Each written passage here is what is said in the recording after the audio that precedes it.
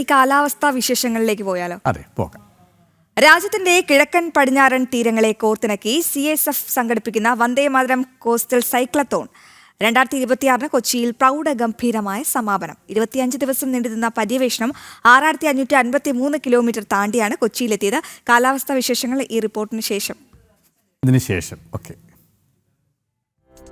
സുരക്ഷിത തീരം സമൃദ്ധ ഭാരതം എന്ന പ്രമേയത്തിൽ സംഘടിപ്പിച്ച സൈക്ലത്തോൺ തീരദേശ സുരക്ഷയും ദേശീയ ഐക്യവും ഊട്ടിയുറപ്പിക്കുന്നതായിരുന്നു.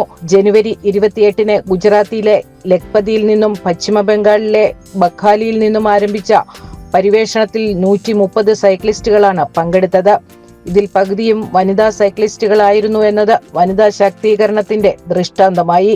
സൈക്ലത്തോണിന്റെ ഭാഗമായി യാത്ര കടന്നുപോയ 52 തീരദേശ ഗ്രാമങ്ങളെ CISF ദത്തെടുത്തു. ഈ ഗ്രാമങ്ങളിൽ വരും നാളുകളിൽ നിരവധി വികസന പ്രവർത്തനങ്ങൾ CISF നടപ്പിലാക്കും.